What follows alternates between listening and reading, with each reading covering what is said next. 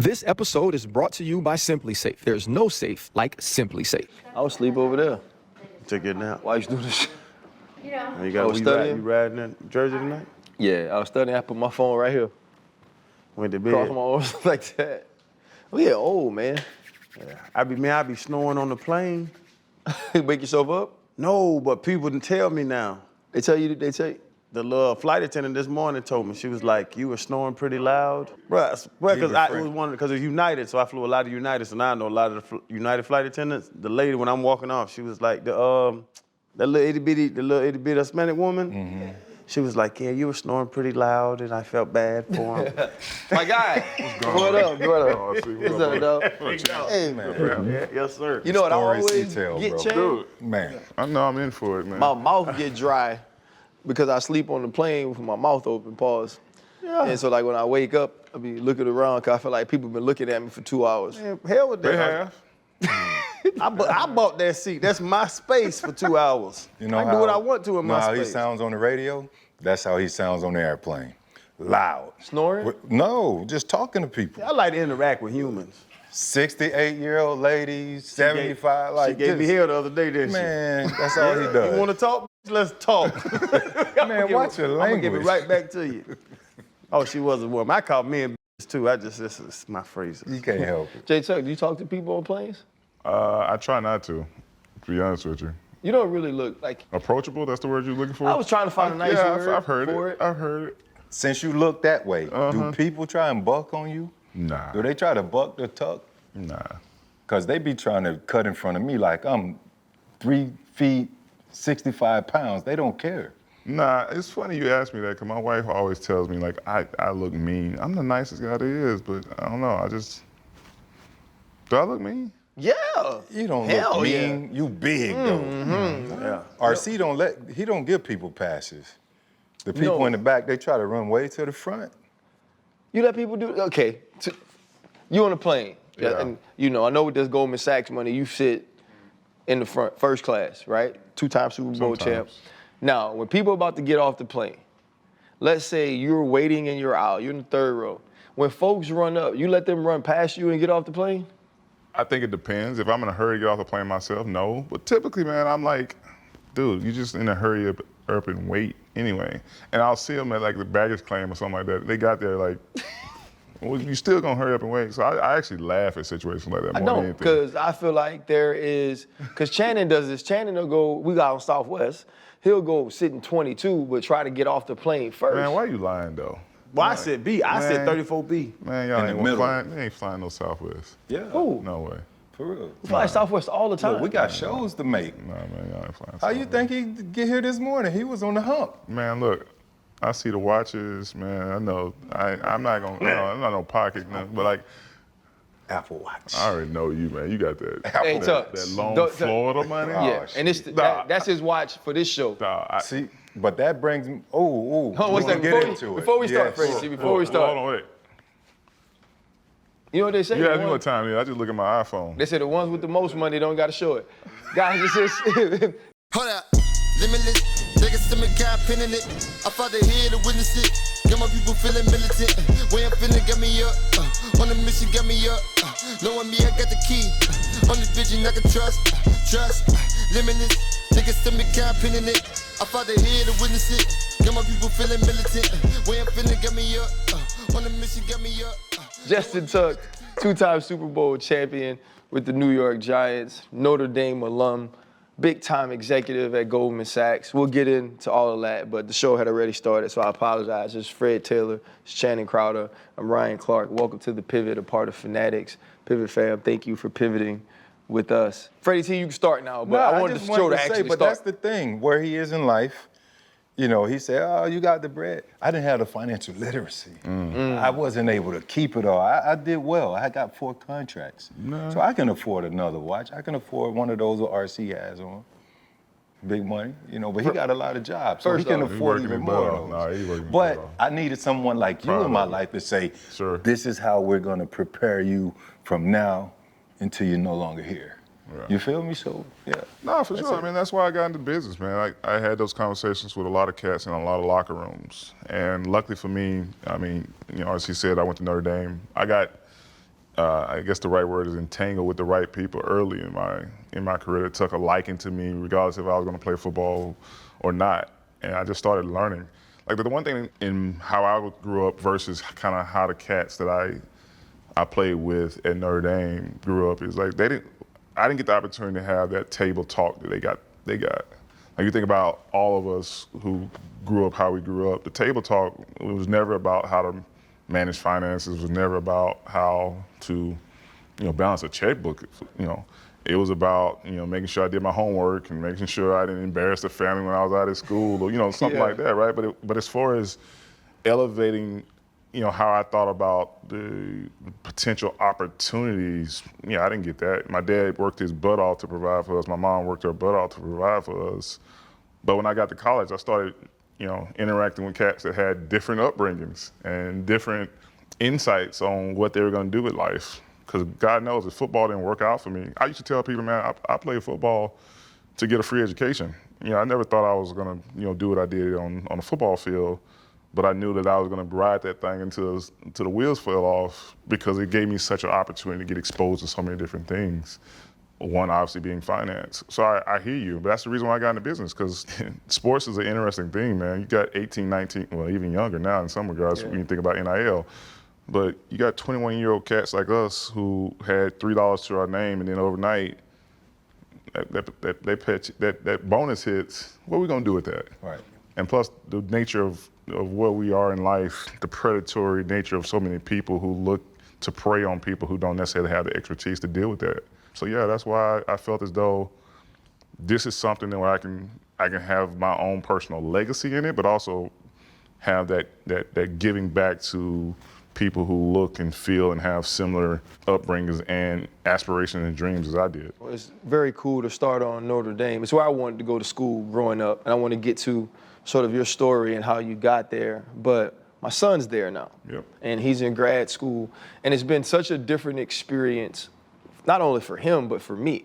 When we're walking, and he lives right there by the bookstore, across the street from the school. When we're walking to school, he's pointing out these guys, and he's like, Pop, that dude there is going to be a billionaire. Like, he's so smart. Like, we have this class together. We've had this conversation. After the game, their alumni coming up to me, and it's after the Texas A&M game. This one guy comes up to me, and he says, Jordan calls me twice a week, and we talk about philanthropy. And he was, and not to besmirch Arizona State, he was there 4 years, and not one alum ever walked up to me and talked about the conversations or the meetings they were having with Jordan away from football. Guy today sits next to me on the plane, shows me a picture of Jordan, and he's like, I met him we were at an NIL event with all of the alums, and not many of the alums were talking to the 8 players that were there, but I wanted to go over, give my card, tell them and so it's just been a different experience for me and for him as well. How long did it take for you to adjust to those conversations, to that environment of being around people who didn't grow up like you or see life the same way? No, I mean, listen, it was tough. One, I had never seen snow before until I got up there, and I didn't understand the rigors of college ball at a place like Notre Dame. When they tell you this is a 40-year, and by 40 they mean lifetime, but this is not a 4-year decision, this is a 40-year decision. They mean that. And what they mean by that is we're gonna pour into you just as much on the academic side as we are on the athletic side. I heard a coach say, there's a reason why student comes before athlete. You're a student athlete. And I grew up in Alabama, man. I wasn't used to those levels of rigor. It took me a while to understand that, the reason why Notre Dame was so special is because of its alumni. It's because so many people come back and give back and whatever that is. Obviously, sometimes that looks like donations, money, but also more than that, it looks like expertise and time. And, so many relationships I have at that university around people who do, for me personally, one of my alumni friends told me, you should look at yourself as a brand. If you think about any other company, they have a board of directors, right? And your board of directors should be filled with things that you're interested in. And when you got those things you're interested in, you should go out and get someone that has expertise in that. So if you think about my personal board of directors, I would say philanthropy, I would say finance, I would say real estate, I would say AI tech, commodities, whatever it is. Then I was just going out and asking people, hey, who at Notre Dame or who at wherever I had a relationship is the expertise in philanthropy, who's the expertise in tech.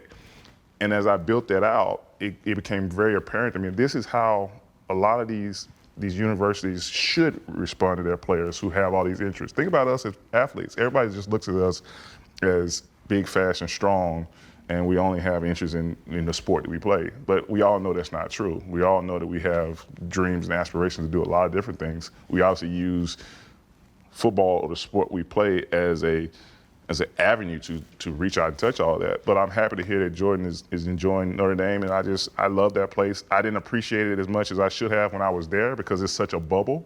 But as I've gotten out into the quote unquote real world, I just know like it's such a finite place to have all these relationships, and they want to be a part of your story. Yeah. And I mean, listen, I'm not here to sell Notre Dame. Marcus Freeman and staff can do that for themselves, but like it's been a true blessing in my life. More so now that I'm away from the university than it was when I was there. Don't worry, our producer will sell that head coach at any point. No doubt. She went to a school without a football team. She's been cheering for Notre Dame ever since Freeman came on the show. I was going to say the same thing, man. Certainly don't want to sell Notre Dame, but one of your former teammates, like a brother to me, and I know in this changing landscape of college recruiting and the entire thing, if I were offered NIL package, I'm going to this school because I don't come from much. Kellyton, right? Yeah. Alabama, 217 people or something, the population. The last census might be a little more small than that. So I know like that would have certainly intrigued me to go to this university, but one of the things Plex mentioned about his son Elijah committed to Notre Dame is that when they approach you, they say, look, we can set you up and we can talk to you about stocks, retirement funds, planning, life insurance, and that whole deal. We ain't giving you Lambos like what they trying to offer you down in Texas. If you want to play here, this is what we can do for you, as opposed to, making the fast run. And it has to be tough on kids that come from the sort of demographics and upbringing as we do. What was your influence to choose basically a Catholic faith-based school like a Notre Dame coming from where you came from? To be honest with you, man, I can boil it down to one singular moment when I sat down with my dad and I said, man, the Alabamas, the Auburns, the whoever else you want to name, I know all those places are special in their own right. I know exactly why they're special, though. But this Notre Dame, man, is something that's really, really intrigued me about this place, and I don't even know what it is. I got to go find out. Wow. There's a lot of other things that happened that led me to, for Notre Dame to be even part of my journey. But like, man, I just remember being there December 9th. It snowed, and I didn't even know. I thought it snowed way more than it did, but I didn't even know that they took bulldozers and stacked the snow on top of snow. So when I got there, I was like, man, step off that plane. I'm not coming here, man. It snowed 100 feet. What is this? Just being around that place, it was like an aura around it, man. And I really can't explain it. Like the people I had a lady that walked on campus, and it snowed. It's probably 10 degrees maybe. And this old lady walked on campus and she took her shoes off. And my dad is my dad used to be the guy that was like, he never met a stranger. He always gonna talk to you. He's gonna ask you questions. My dad is very curious, but my dad is very religious as well. And I grew up in a very Christian household. So anytime he could like pour into anybody or like ask him any questions, he would. So he asked this lady, why are you taking off your shoes? I mean, she had to be 75, 80 years old. There's a place there called the Basilica and the grotto where they go and light the candles. And that was the place we were at. And she said, I'm on holy ground. And I was like, this is way different than any other place I've been to. And so for me, that was a moment where I was like, I gotta at least go find out what was special about this place. On top of all the other things that I kind of wanted to do. Because again, you gotta think about me. I wasn't one of these parade All-Americans that just knew I was gonna play football for the rest of my career. I was trying to make football work as much as I could. And at that moment, it was like, man, this Notre Dame education, right? They're gonna allow me to get this Notre Dame education for free? Yeah, let's rock with this at least for a little while. That shit seemed boring when I went up there. No, trust me. It's 7,000 people there. 9, we went and they gave us a tour. Yeah. And they took us to a church and showed me a big ass organ. I said, man, I want to see a piano, bitch. I want to see some fun. You know what I'm saying? But you coming from, I ain't know the size of your city, but like small school to Notre Dame, sheltered, I don't know the real word, but it seems like it's a small little bubble. community. It's a bubble. But then you get to New York though. Yeah, man. Were you ready for all of that? Cause Nah. You know, blessings, dude. It's like, for a guy that came from, it's 212, by the way.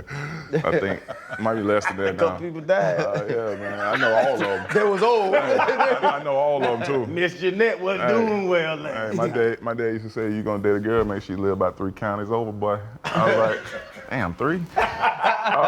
But anyway, man, yeah, when I got to New York, man, it was a blessing to be around cats like Strahan. And even though OC was young, man, it was kind of like he was the next vintage up for me. So I got in that locker room and just had real dudes, Antonio, real cats, right? And like, I was quiet. I was a guy that was just like, hey, man, I love to learn by watching. I love to observe things. I just watched how Stray moved, whether on the practice field, how he did in the media, whatever. I just watched how OC moved. But watching Eli, even though he's young, like, man, he knows a lot more than most people because of obviously the family dynamics, et cetera, et cetera. I just watched cats.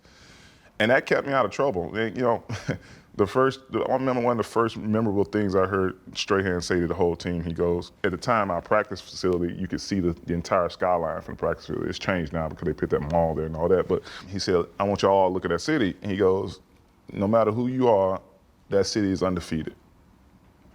And for me, man, I've never been a cat that's tried to reinvent the wheel. When somebody gives me advice that has obviously a lot of expertise in what he's talking about, I tend to listen. So I never really got caught up in all that. And don't get me wrong, I had my fun and I enjoyed the city. You win in this city, man, they embrace you and it is phenomenal. But I had a passion for doing what I was doing. And I knew that if I was gonna do it at the highest level that I could, then you gotta sacrifice the things. And we all know about sacrifice, right? And I think that's what kind of drove me to have the career I had the success I've had, and hopefully make the mark that I've made in this city, is because I always looked at things as like, man, if I just buy my time, if I do the things right, then I can have all the fun I want to have instead of trying to put the carriage in front of the horse. Tuck, man, tell me about the first run to the Super Bowl, man. It was A blur? I played here young. You know, Webby was my guy, so like I had a connection to the team. But when you're sitting at home and you're watching it, you're like, wait, they won again? Oh wait, they won again? Yeah. And then it gets to the Super Bowl. You're like, well, shoot, that was a good run. I know sure and dang well they ain't finna beat the Patriots. Nah. Talk about like when it clicked for you that team, with those special men you talked about, could be a special football team. Listen, man, we got very lucky to stay pretty healthy. Like we had the start of that season was interesting, to say the least. Like I think we gave up 80 points in the first 2 games. But if you think about who we gave it up to, you had, Tony Romo and T.O. down in Dallas opening night. Yeah. And then you got Brett Favre and that crew the next week. So we were still trying to figure out a lot of things, and we just got hit by 2 really good teams who we obviously would face later. Yeah. But as the year went on, man, we just started really, really finding our identity and how to win. And a lot of that looked like this: play great defense, rush the ball with Brandon Jacobs and that whole crew, that O-line. Eli, get him in the fourth quarter, he becomes Eli, which we all saw him do. And Coach Coughlin was a lot of people didn't like Coach. Fred guy. Listen, I hear you. But man, when you talk about knowing exactly what to expect, knowing exactly what you was gonna have, Monday, Tuesday, Wednesday, Thursday, Friday, Saturday, I didn't have to look at any schedule, I didn't have to look at anything. I know exactly what is expected of me. So you think about the efficiency of our practices, the efficiency of our meeting room, et cetera, et cetera. For a young cat like me to see that, like obviously to grow in that season, but like that was kind of like the imprint for everything we was gonna do going forward. We just went into every game knowing that we had a shot to win if we didn't shoot ourselves in the foot. We didn't do anything special in those playoffs, man. We just played efficient football, had a pretty good D-line that put a lot of pressure on people. And like, what's the motto of winning in playoff football, right? Play good defense, get after the quarterback, run the ball, protect the quarterback, see what happens. if you think about every one of our games, that's exactly what happened. We got the ball, we got the game into the fourth quarter and found a way to outlast teams. So I'm not one of these people who's gonna say, oh, we dumb. No, we just played efficient football, played sound football. And regardless of how you think about it, we were the best team. We might not have had all the best individual parts, but when you collectively pulled all that together, we were the best team. Leadership was phenomenal. Your boy AP, I mean, that guy, like, I know Strahan gets a lot of credit, and deservedly so, but AP was the leader of our defense. When he talked, everybody shut up and listened. And when he talked, he said something that was going to improve your play on that next play. My first 3 years in the league, 75% of the plays I made was me, like, not even getting in my stance and looking back at 5A and being like, hey, man, you getting that down block. Hey, man, watch that pull and guard, whatever it was. So, like, we just had phenomenal dudes that played their part. And, I mean, it's not the sexy play. It's not the sexy football. It's not, I think Tom had 50 touchdowns that year. It's not that. But it was good enough for us to win. That's not a sexy answer either. Not at all. That is a Justin Tuck. I can give you a sexy answer. That is a Justin Tuck. We need more for ratings. I went to school to be a great human ass. He said, and be honest, like we just were the best team. It's not sexy, but well, my follow-up ain't gonna get no better because I was gonna say, bitch, you could have had 100 sacks if OC and Stray wasn't there. What's crazy about that right there is me, Stray, and OC have sat down and like kind of looked at film, being like, dog, if you didn't hit this quarterback 0.1 second before I got there, you know what I mean? Sacks. But that's the good thing. Like, you got to sacrifice something, right? Could I went, in free agent to some team that I was going to be the stud and the only guy and got 15, 20 sacks a year? Yeah, but like, did I win there? I don't know. Because you had 66-5. Bitch, if you won with Stray and OC, man, you would have had triple digits. You know what I'm saying? They talk about you like that, man. Like, and you got to think about it, right? People forget that when Stray left, they brought in this guy named Jason Pierre-Paul. Monster. Yeah. So, like, we always was, like, going back and watching film and, like, me and OC especially, because, like, that was what kept us, like, young and kept us, like, going after each other all the time. Is that if OC got 2 sacks in the game and I had 1, I don't care if we won by 40, I was pissed. Because that's going to be the meeting room. I got more than you. And, like, we'll be on the sideline. That night he had 6 sacks. Dog, Stray broke the all-time Giants sack record, and he was mad. Really? But not like a jealousy mad, though. You know how it is. It's like, man, hey, Oates, man, slide inside. Or hey, man, let me get a piece of that over there, dog. Nah, man. I had 2 sacks that night. Kiwi had 3. No one talks about that. Yeah. And it was so many games that was like that, right? Yeah. But, like, that's what made us so good, man, because we just fed up. We knew, like, man, ask Stray the next time you talk to him, we used to tell him that we're going to kick you out of the league. I'm tired of you eating. Like, you've been up here for 14 years. It's time for somebody else to eat. Yeah. And, like, we should do things in practice to try and, like, get him wore down. We would go play, ones versus ones or whatever we did. When the defense was up, we would go do our stuff. When our second came in, we'll be in the goal line running sprints back and forth. Come on, Stray. Me and OC running sprints back. So we dead tired going back to the next one-on-one session. Right. Do the one-on-one session, however it went, running sprints back and forth. And Stray used to tell us, man, he told us afterwards, like, man, the only reason why I came back for that last year is because, man, y'all just woke up something new in me. But, like, we did that all the time, man, because, yes, I probably would have had a lot more sacks. Yeah. Did I win 2 Super Bowls? I don't know. But, man, that is the reason why we were so good, because it was just a competition. Like, all of us thought we were the best. All of us wanted to be the alpha. All of us wanted to be the first guy, Spags or Perry Few, wanted to put in that blitz or that whatever that motion was. And, again, like, it was no jealousy about it. It was just pure brothership, but pure competition. I love that. Man, I'm so happy to tell the Pivot fam about an unbeatable discount we're bringing with one of our best sponsors, Simply Safe Home Security. It's because we want you guys to enjoy the same peace of mind that all of us have. We've partnered with Simply Safe to bring our viewers an exclusive 60% discount on their new Simply Safe system. And it's one of the steepest discounts of the year. But you need to act fast to claim it. Fellas, with the holidays coming, the one thing I'm trying to protect most is my family. Listen, random people just pop up to my house looking for autographs. But with Simply Safe, now I can see these people pull up before they even get all the way in the yard, and I think that'll make me feel a little safer. And Simply Safe now, they're introducing Active Guard Outdoor Protection. It's a breakthrough in home security that everybody's excited about. Them old school systems, they only trigger after somebody breaks in. And by then, they got your stuff. The trauma's already there for you and your family. But with Simply Safe Active Guard, crime can be stopped before it even happens. And using advanced AI technology and live monitoring agents, Simply Safe cameras detect suspicious activity as soon as someone steps onto your property.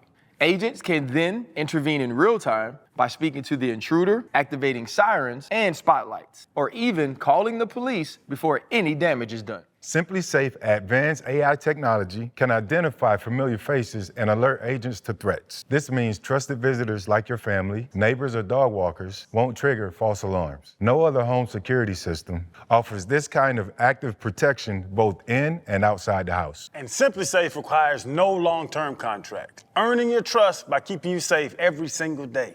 Monitoring plans start around $1 a day, and there's no hidden fees. You can install it yourself, or you can get professional help. And Simply Safe has been named Best Home Security System of 2024 by U.S. News and World Report. And Simply Safe's been recognized for top customer service by USA Today and Newsweek. And we've teamed up with Simply Safe to offer an exclusive 60% discount on a new Simply Safe system. And this is for our listeners, and the deal will not last. So order now to claim your security system. And remember, there's no safe like Simply Safe. Since we're talking about Sachs, I think it's the perfect time to ask this. Your all-time New York Giants, Mount Rushmore? Oh, I actually like that one. Yeah. I see you. Yeah. Well, it's two that are just like number one. You can't separate the two. Obviously, LT. Yeah. Obviously, Michael. Those two are just, what they did in this league is just, bar none. So that's how I started. I'm definitely not going to put myself on it, even though I'm the only one that has played front seven, by the way, in a game. So I have a sack at 7 different positions in a game, but I'm not gonna do that. Right. I'm gonna say Just OC. mention it. No, Yeah. I'm gonna say OC because he probably is the best pure pass rusher. Mm-hmm. Pure, like hands, feet, knowing exactly what the O-lineman is doing to him and knowing exactly what, and having the ability to do different moves depending upon what the O-lineman. Like a lot of times you think about pass rushing, a lot of times you have in your mind before the ball snap, man, I'm gonna hit him with this. Mm-hmm. And if he stops that, then I have a secondary move. OC was completely different. OC was like, man, I'm gonna take 3 steps off field, whatever that dude do, I'm gonna react to it. And he had the ability to do that better than anybody else I've seen. So I'll put him there at 3. Man, 4 is tough, man, because you got JPP, who was probably the freakiest person I ever been around in my life. I don't know if y'all ever spent time with that dude. Yeah. He did the show. He was 285, 290 pounds his rookie year, didn't know nothing about football. We had just played a Tom Coughlin 2-a-day practice up in Albany, dead tired. We told him, hey, before you go out the field, you got to hit 13 full backflips. Pads on, helmets on. Man, have you ever seen a 290-pounder turn a full flat backflip? He did it 13 times in a row. We all like, Man. bruh. So I'm probably gonna put him there, but there's so many older cats, Leonard Marshall. Yep. Cats like that is just unbelievable ball players. But I probably go with those 4, OC and JPP rounding it out. So when OC got there, I was still there, and just to see him, he was so raw, but also Chubby too. he was mushy, but he was so explosive Dude. though, Yeah. and so fast, right? Yeah. And he had this baby face, and he was one of those dudes that almost felt like he could just play football. Yeah. Right? It wasn't that he had to stress about it or he was worried about it. He was like, nah, this is what I do. And then to watch him grow was something to really just behold in the sense of his maturity and so the success and production at the position. But there's also so much to do in New York, Justin. Yeah. And we've seen so many guys build a brand here that does last beyond the football field, right? Like I played with Tiki Barber. He was always building and setting himself up to leave the game early as he did. Strahan, you could see that this was coming, right? That he was going to become this. For you, what was your way? Because you talked about kind of the circle of people you got to run with at Notre Dame. what was your plan in building Justin Tuck's second act while being a Pro Bowl, Super Bowl player? So my big cousin, Adelius Thomas, who played in the league, 11, 12 years. I remember I was in high school and he had just got to Baltimore, and I asked him, after the offseason, like, man, what it's like? And he said to me, two things. One, the NFL is a big headache by the fact that he was talking about the collisions, just how big the collision was in the NFL. And two, NFL stands for not for long. Now, at the time, I thought he originated that. I thought, man, not for long. NFL is, I thought he, obviously, In hearing that, man, again, I'm never gonna be this cat that tries to reinvent the wheel. So he's telling me not for long. So that just put in my mind, like, I gotta be putting things in place for when this thing is over. It could be over in a day, it could be over in 12 years, whatever it is. But every time I get the opportunity to put new things in my repertoire, new things in place, new relationships, whatever it is, new skill sets, I'm gonna try my best to do that. And I'll be the very first one to be honest with you about it. That might have ate into a little bit of my success in football because I wasn't 100% locked in all the time in just football. No, when the time came, yes, I was doing that. But in all season, I don't mean to cut you off. Are you saying that it hurt you? I think it did from just a pure football perspective, just from playing the game. I think in some capacities, yes, because maybe I didn't. Like, you know the difference of when you were hungry, like, when you was a kid and you played this game and you were just hungry, right? And nothing would stop you from working out, nothing would stop you from. When I got a little older and just saw the opportunities, maybe I didn't go to the meeting room in the off season or worked out as much as I should have in the off season because I was planning for something else. Because I was also thinking to myself, man, it could stop at any moment. So how do I think I was trying to juggle both of them, right? And do I have any reservations for that? Absolutely not. It's worked out. I'm really, really proud of what I did in football, but I'm also really, really proud of what I'm building now and what I have built so far. But again, it's just being around people, being around relationships, getting exposed to things that I didn't necessarily know. I didn't even know exist. I had no desire whatsoever, even any knowledge of what financial services looked like up until probably 7 years in the league. Yes, I had an advisor, but I didn't know what they did, man. I had a modest 60-40 portfolio and just let it ride. You adding your checks in, you seeing it grow. You're not even thinking about the track record of anything. You're just saying to yourself, hey, it's bigger than it was yesterday. I'm good. Yeah. So as I learned and got exposed to all this, man, it became very apparent to me that I was super enamored by numbers. I was super enamored by just the broad nature of economics in general. And now it's time to go out and find people that are expertise in this. And I won't say his name, but one of the most decorated traders of all time is a mentor of mine. And he just started exposing me to everything at a pace, right? And by the time I retired, I kind of knew exactly what I wanted to do. I didn't know how to go about scaling and building it, but I knew what sectors I wanted to be exposed to. I knew. So I think, the good thing about New York is what y'all said. Yes, it's this mecca place. And I think a lot of times people look at it as like, man, it's the party capital or it's, the who's who of entertainment, et cetera, et cetera. But it's also the mecca of business, the mecca of finance, the mecca of real estate, the mecca of whatever else you want to get involved in. So I just tell all these cats, man, if you have an inkling or a passion about something, if you can't find the right person in New York, then man, you're doing it wrong. Tuck, I know they got questions, and I'm so sorry.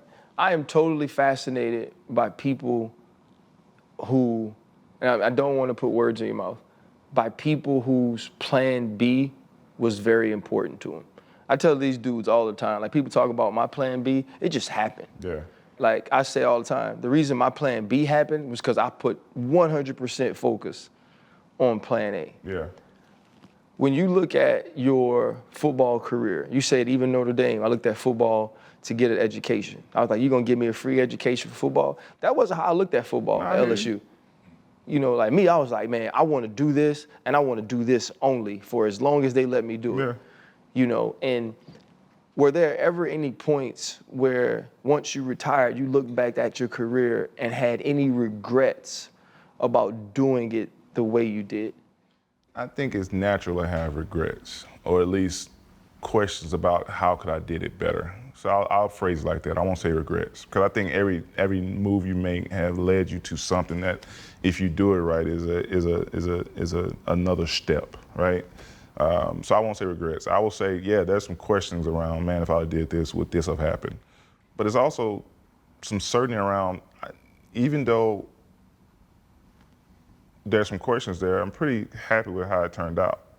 And who's to say, if I would have put 100% my emphasis in this one thing, that would even turn out better, right? Yeah. So I don't look at things as I try not to look back and say, man, I wish I did this better. I might look back and say, man, I wonder, right, if I did this better. But also, I think experiences also can be had around me even looking back and saying, I wonder, because now I can be like, all right, instead of having this 2-tiered approach to whatever's next, maybe I'll have a 3-tiered approach. I'm just making it up, right? So like for me, man, even like someone asked me about why I went to the Raiders. There's 2 reasons why I went to the Raiders. Well, a few, 3. I actually like the Raiders. I like the Raiders. I like the black and silver, but I didn't have relationships in Silicon Valley. So when I went out there, I was like, man, I know just about everybody I need to know or want to know on the East Coast. And if I don't know them, I know the people who can get me in touch with them. I don't know anybody on the West Coast. Why not go out here? Now, that wasn't 100% the reason when I went out there, but that was an additive factor in why I took the contract to go out to Oakland.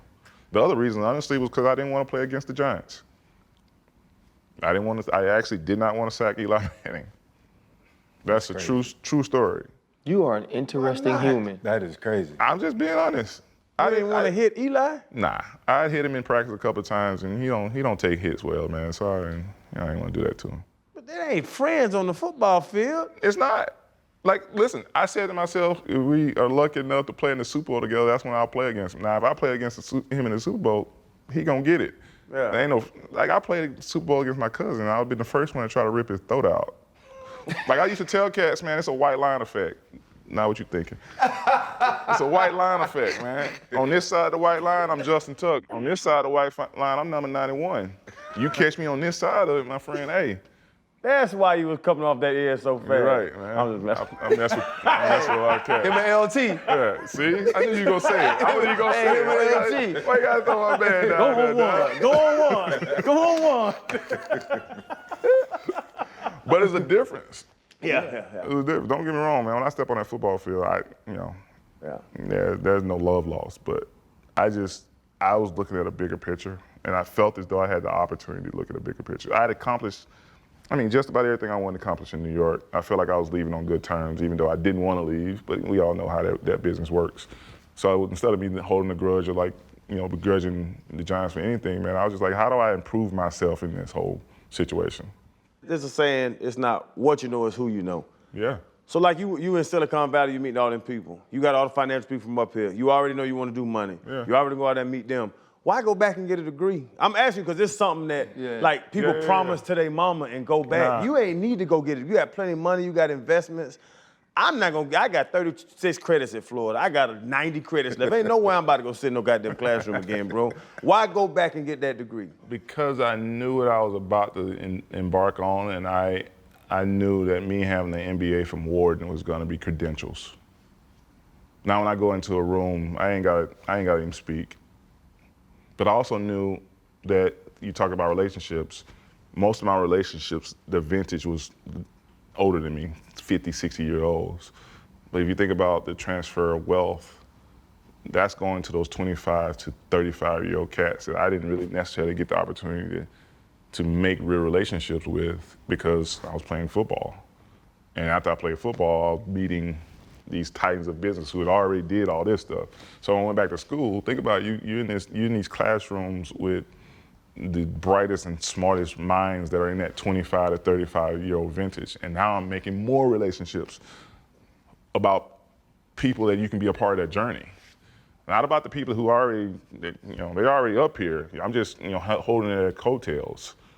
Now I'm getting the opportunity to be interacting with people who I can be a part of their journey as they're building. So that was intriguing to me. But also, my wife graduated Wharton, and I just didn't want her to have more degrees than me, to be honest with you. Yeah, he called it a degree. Yeah. I'm like, oh, that's an MBA. That's an MBA. What's that? It's an MBA. I'd already No, he graduated played in the NFL. It's an MBA. I know. I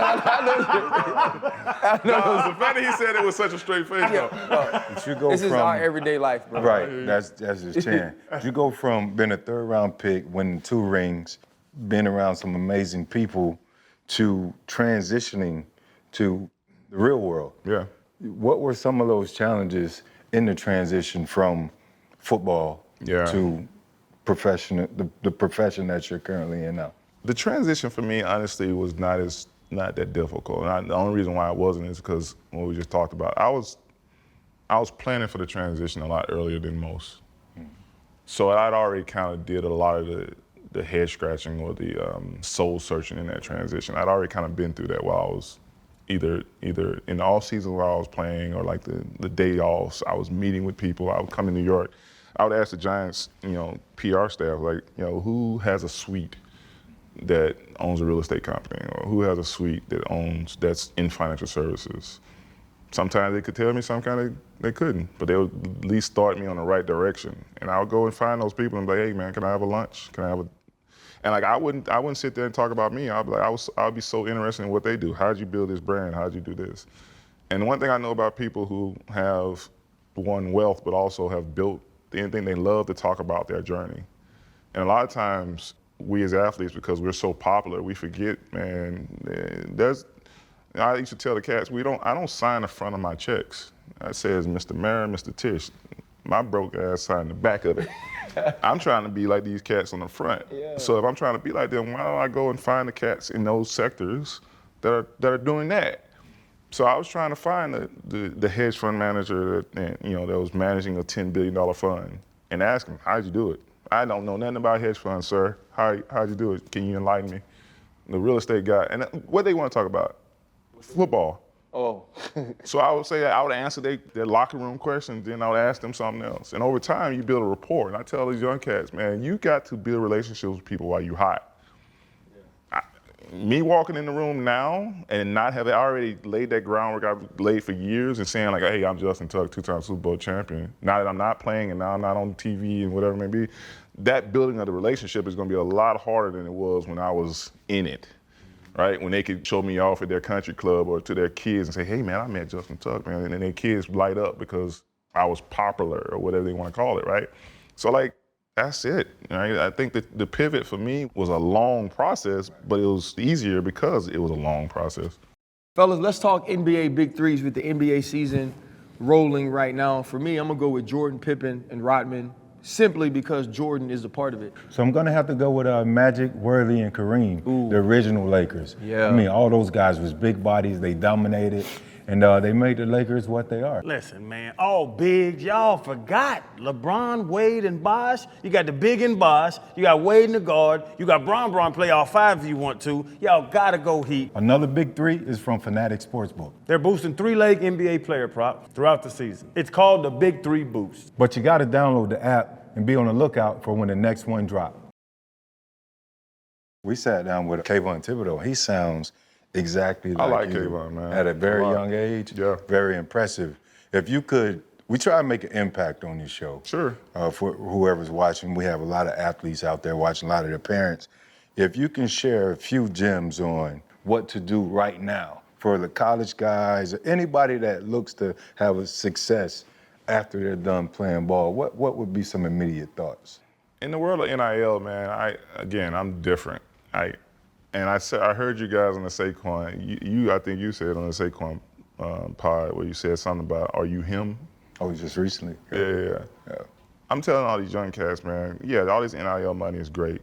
Don't get me wrong. I wish I would have been coming up in this time, right? But don't allow this fast money to affect what the longevity of what it could be. Now, if the situation right and the money's right, God bless. But don't make a decision on just because of dollars, right? Because of him, you're gonna get paid anyway, right? So make a bet on yourself to make sure that the situation is right for you, not that the money is right for you. That's the first thing I do. Because I get really frustrated and almost angry when I see cats that sign these deals. And again, the world we live in now, especially when dealing with young athletes or entertainers of influence, is such a huge predatory world. that so many people are preying on these kids and making them sign things that are literally locking them up on really, really crappy deals in that space. So that's one. Two, going back to what I said earlier, man, just like there's no reinventing the wheel. If you want to be great at something, find somebody who's been great at it already and try to have that person mentor you or you study that person or whatever it is. And about mentorship, I'm at probably the best investment bank in the world, so I get asked this question a lot, man, would you mentor me? Don't come to any mentor one-sided. Like if I wanted somebody to mentor me, the first thing I'm doing is how do I add value to him or her? How can I take something off of him or her plate, right? To show that like this is a serious endeavor for me. And then like I just feel like again, I just feel like it's human nature to want to talk about your story. It's human nature to want to brag about yourself, right? Get in with these people and just ask them questions about their journey. What was your pitfalls? How can I avoid this, that, and the third? Because people want to talk about it. Yeah, Fred, tell me when the last time you turned down a kid that wanted to talk about, this game, that game, this move, that move. You hitting the A gap, you hitting the B gap, you blitzing, what you looking at the center. How do you feel that hole with Derrick Henry? Like, he don't. It's getting scarier, bro. It's getting scary. Like you want to have that conversation with these cats, right? Because you've been there, you've done that, and we all want to pour into it. The same thing with anything else you want to do, regardless if it's in business or if it's in philanthropy, whatever it is. Like you say, stats, numbers, success in football proves yourself. And at some point in football, you felt like you proved yourself. Yeah. What made you prove yourself in Plan B, Act 2, when you knew that you was good at this? I know money, I'm good at this. So there was a senior advisor at Goldman that had made a phenomenal amount of money and had a great book of business, and he was trying to win an account that happened to be a friend of mine. And he wouldn't let me on the field with the account. And I was basically telling him, like, listen, man, I know this guy is worth X amount of dollars, and I know you've had a relationship with him, blah, blah, blah. But I promise you, if you let me on the field, we'll sign him as an account tomorrow. And the guy was like, man, get out of here, basically. So there's a process in financial service that you kind of like go above somebody's head. But I've been there for like 2 months, so I'm not trying to, ruffle no feathers or none of that at this point.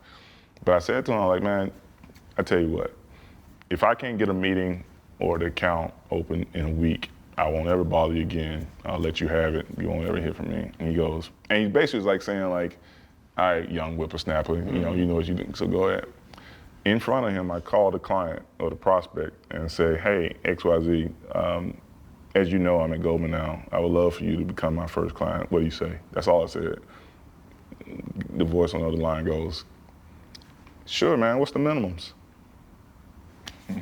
Wow. Now, I say that to say this. That doesn't show like any expertise in sports. That just shows that I had an expertise in understanding the client, understanding my relationship.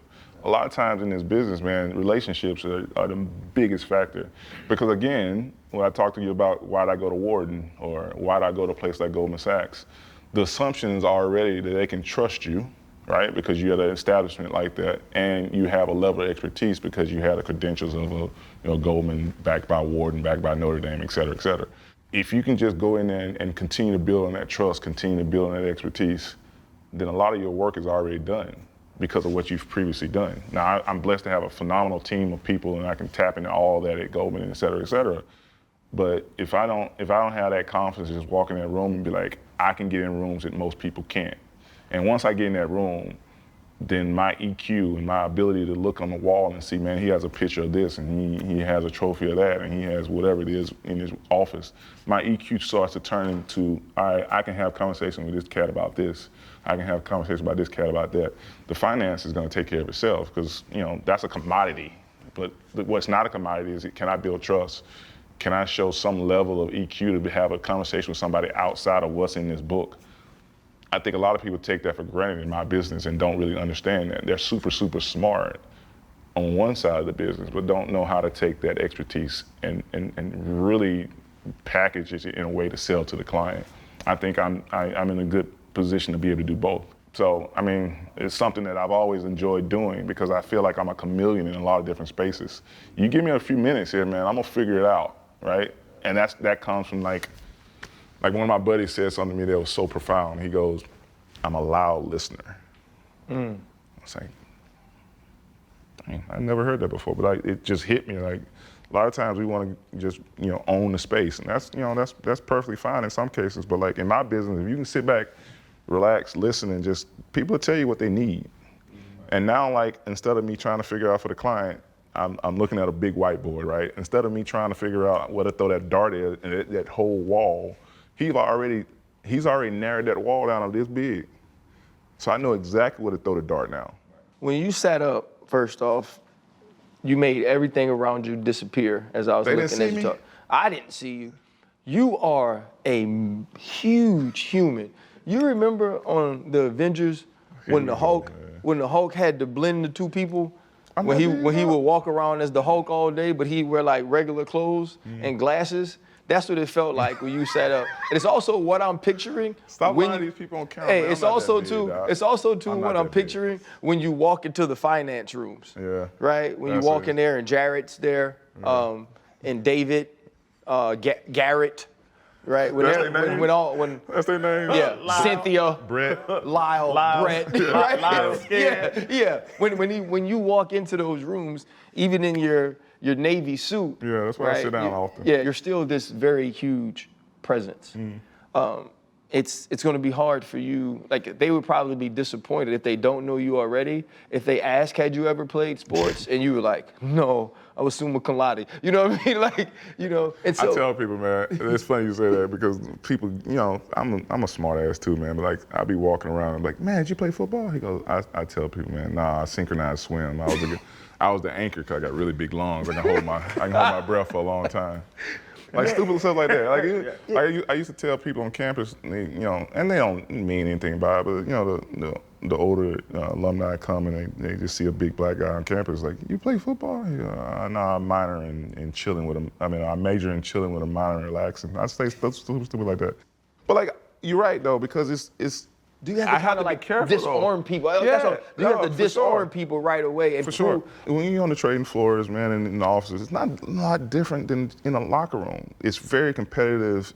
I tell people all the time, man, I traded in my football cleats and stopped playing football to play the other full contact sport to start with F, finance.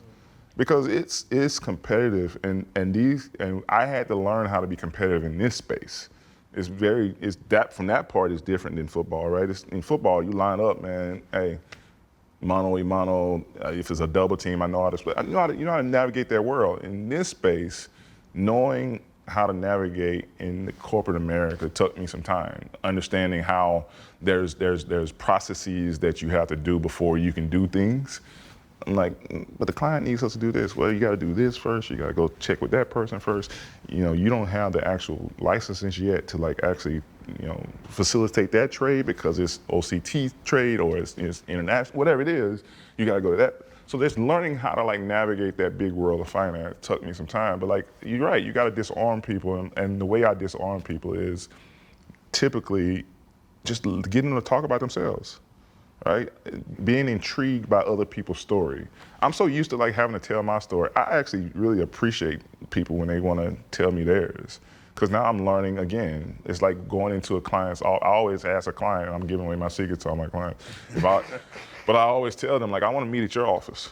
Or my prospective clients, if I don't know the person, I just got introduced to you, I want to meet at your office. Because I can go in that office and learn so much about them. Think about that shelf of books behind them. What are they reading? What pictures of their kids, their family, or their little league trophy, whatever it is, right? Now I can pick up so much about what's important to this person. Because again, I'm telling you, man, finance is a commoditized trait. It's very easy to learn finance, but how do you package and sell what you're trying to sell is very different than just having the expertise. What I learned at Wharton, I probably use 25% of it now. Because, the book smart. It's like all of us know the plays. Mm-hmm. Everybody in that sideline know the plays. It's only 11 you cats playing. And maybe you got a couple, breaks here and there. 15, 20 of us playing. But that whole sideline is filled with guys who know the playbook. That don't mean they can get out there. That don't mean they can get out there and execute. Yep. It's the same thing in this world, man. Are you required to like type a lot of reports? Because Nah, I'm man. looking Now at with them, them ugly ASS I'm fingers. looking at them 2 fingers on the end Well, right you know how many people I hit with this hand, man? I hit that S and that A. What's over there? FDSA. Y'all know it's only with my ring on my ring. Yeah, thing, I was 'cause gonna get to can't. that next. I can't. That is Hey, crazy. He was talking. He set up. That thing way over there, boy. Like, Yeah. He go hit your ass Control over C here. the whole time. but no, I did want to ask about that. But I want to ask you. You mentioned all of your teammates. Sure. You know, Stray, OC. You know, you even mentioned Coach Coughlin there. Was there any one player or coach that had the biggest impact on you? Mike during those Waffle. times? My D-line coach, Mike Waffle, in the NFL, Mike Waffle. That guy was crazy, but he was so knowledgeable of how to watch film, how to prepare you for the opponent. I learned how to prepare for a football game from him better than anybody else I've ever, high school, college, you know, individual players. Mike Waffle taught me how to and he taught me how to journal it. You know, certain teams we play twice a year. Certain teams you play twice every 4 years, whatever it may be. I would go back and check. What do these teams like to do on first down? What do these teams like to do on 3rd and 10 plus, ball on left hash, whatever it is, right? Just learning how to journal it and go back to it and just to further, inundate you in the process. That's what I learned from Mike Waffle. I had a 1-pager I would look at before games, and it talked about, because I played up and down the whole line, so I had to have the center, both guards, both tackles. I knew how the tight end blocked if he stayed in.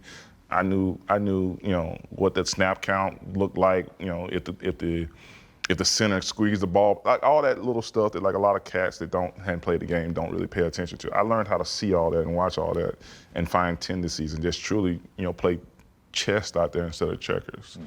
So if you ever watch a lot of my film, man, you will see me. I got down in my stance real late in the down, and that was because I was just processing stuff. Now in some cases that slowed you down, but for the most part it took away I know he's not blocking this way, so why am I even taking that step? I know this is not going to be a down block. I'm not even going to respect that.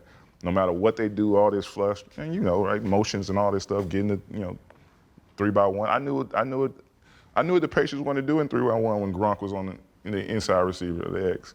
Right? I knew that they wanted to run lead open in every goal line run when Gronk was on the open side. Whatever it is, right?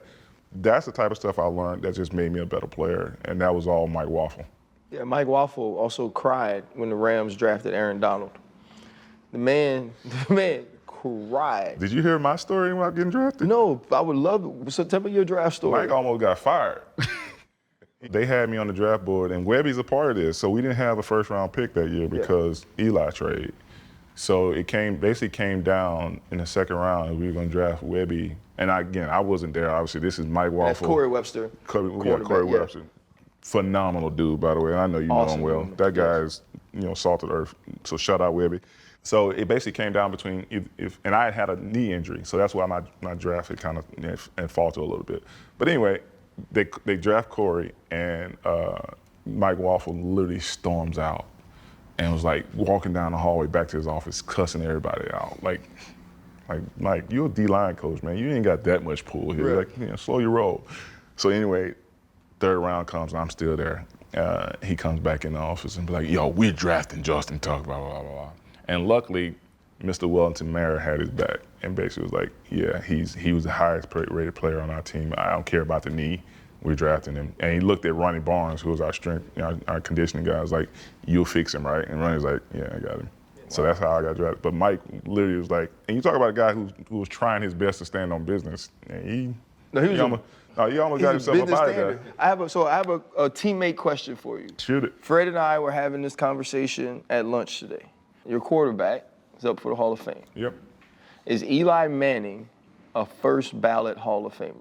You asking Justin Tuck that question, right? Exactly. I just want the world to know that I'm answering that question, right? I don't have no vote, but I'm telling you what my experience with Eli Manning is. Yes, he's a first ballot Hall of Famer. Why? I give you a few examples, right? Outside the stats, which I think the stats back up that notion, right? If you think about his longevity, you think about his yards, you think about his touchdowns, you think about his Super Bowls, his Super Bowl MVPs. I think that alone says answer that question. But I also think, I don't think a lot of people take into consideration how hard it is to live in Peyton Manning's shadow and then come out and build your own name in the biggest and broadest market there is in the world. Add that to the list. Also, the things that around his leadership, and he wasn't a loud leader, but like when you think about him showing up, being at that facility day in and day out, maybe the first person in, the last person leave every day for how many years, 16, 17 years, how long did he play? Just the model of consistency, I think, adds to that list.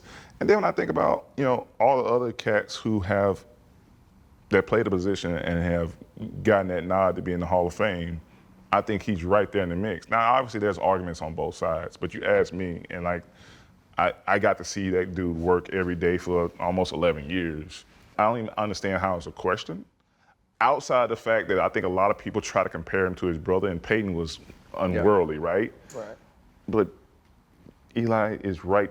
I think he's right the tier below him, right? Mm-hmm. Now, it's hard to compare. Like, there's a stratosphere that, as NFL quarterbacks go, Peyton is at the top of that stratosphere, obviously with Tom and, maybe Breeze and those type of cats, right? But what Eli did, as long as he did it in this city to win those Super Bowls in the fashion that he helped us win them, I don't understand why it's even a question, to be honest with you. I love that. Will you mentor me? Because I ain't bringing nothing to the table. This has been fascinating for me. I think this has been this is probably the first conversation we've had with a former player that has been this. Yeah. Right? And a former player with such an intriguing insight from a very young age. I think to look at college the way you did, also the way you've seen relationships throughout your career, even a decision to go to Oakland in the way that you saw it. It reminds me of what people said LeBron's thought process was in going to Los Angeles and wanting to build production and do different things, that was a place he needed to get those relationships. So I think that's amazing. You mentioned growing up in a very Christian household. Now you have your own family. Yep.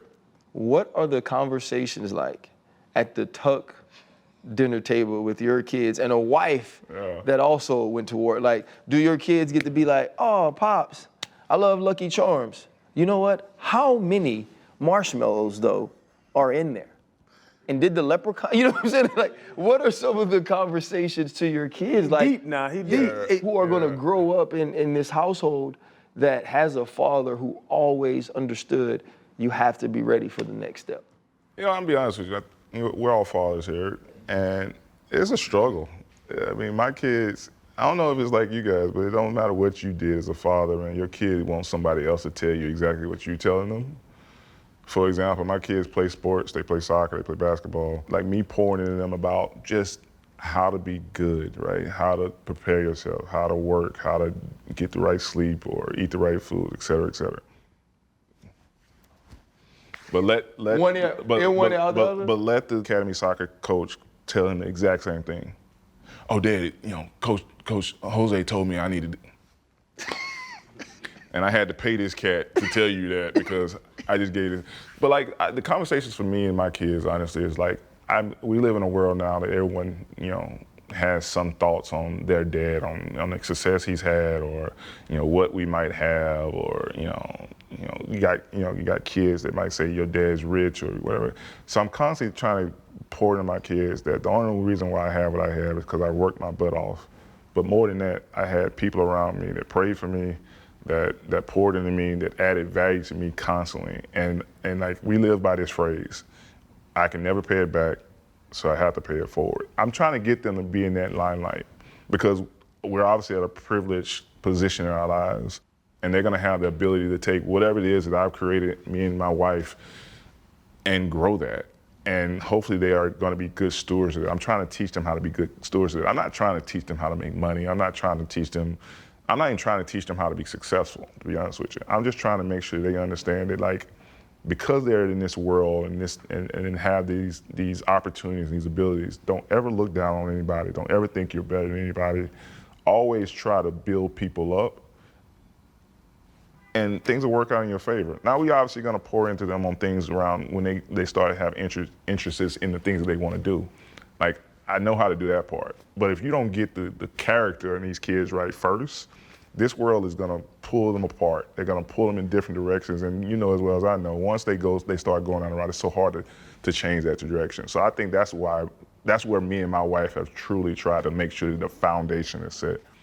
And I told my son this the other day, and I think he's starting to get it. I was like, you've never seen anybody build a house from the roof down, right? There's always been the foundation first, and then you can build whatever else you want to on that foundation. So let's get the foundation right.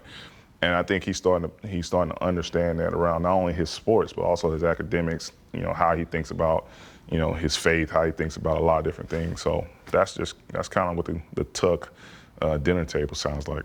We always ask our guests what's their biggest pivot in life. Yep.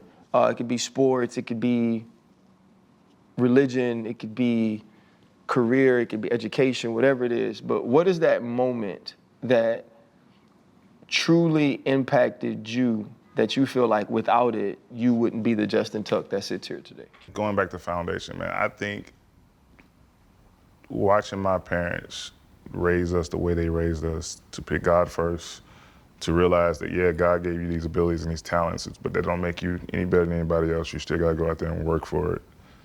I mean, at its core, that is the biggest, you know, inspiration and reason why I'm here today. Now, pivoting wise, you know, yeah, I did some phenomenal things in football, did some phenomenal things so far in business, et cetera, et cetera.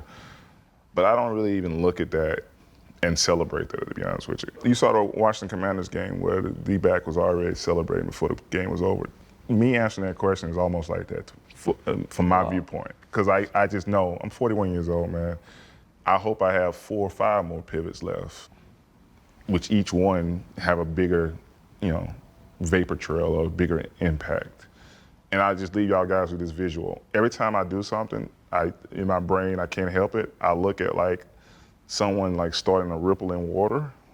It starts really, really small, but over time it gets really, really big. That's how I kind of want to look at like my next thing, and like whatever the next thing is. You know, no matter how small it starts, if I pour into it and bring the right people in and do the right things around it, it has the ability to get really, really, really, really big. You way smarter than me. Man, this is deep. Appreciate you, man. That was amazing, dog. I should have went to Notre Dame. That was so good.